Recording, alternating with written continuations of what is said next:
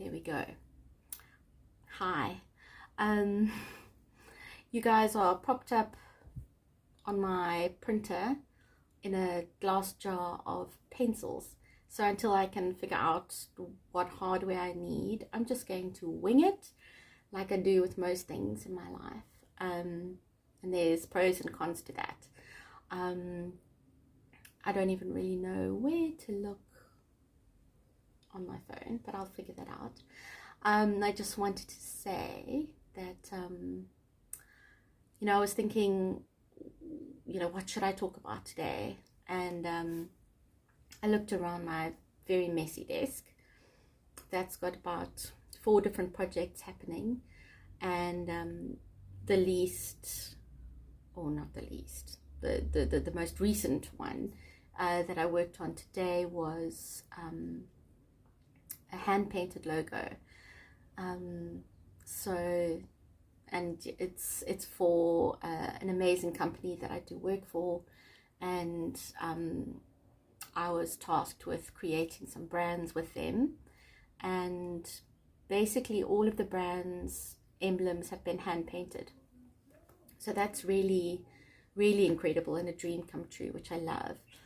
And then and this morning I painted a gift, a German Shepherd, for my aunt who's going back to live in Canada.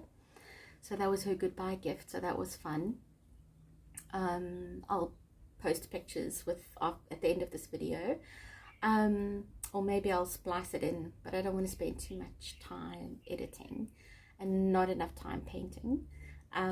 So I looked around my desk and I was thinking, what can I talk about? And then I saw one of my many visual diaries that I've been keeping for as long as I can remember. So I have lots of them, but they are an amazing way to document the things that you love and that fascinate you and excite you. And I think, so often people say they don't know where to start, creating, and they don't know what to paint, and they don't even really know what their creative voice is and what it sounds like and what it looks like. So this is something that I always encourage people to do, and that's to start keeping a visual diary. So just to grab newspapers, magazines. It's better than Pinterest, because I find with Pinterest for myself, you can just go on and on and on, and nothing really ever comes to fruition. And there's something very important that happens in the creative process when you use your hands, and it's the same as writing. When you write by hand, the sort of neurological processes and the dots that get connected, and with emotions and encoding information, and how it brings out memories and helps you to, and I think if you've got a brain like mine, it helps to corral your thoughts, where often we've got 1,000 thoughts, and writing by hand helps your brain to kind of streamline what's most important. And if you write for long enough, you start to look at the things that are really bugging you, or the things that are most important to you. Anyway, so the thing with these visual diaries is that you must only put in there what you love. So don't cut out every single image, but really go, this image speaks to me, or it moves me, and then you can start to look at it and go, well, why do I find it beautiful? What is it about it that intrigues me? What meaning does it have for me? And then it's also about sort of putting the images together in ways that maybe it's a color theme, or maybe it's an iconographic theme, but then you end up telling sort of visual. You can create like visual stories, and each page becomes a story of its own. And then sometimes you place images next to each other that purely subconsciously you wouldn't have put together, but somehow because you were just putting them together because of a color, or because there was that size space on the page, you make these amazing connections. So I probably should do a more professional page through, and I'll figure out how to do that as I go.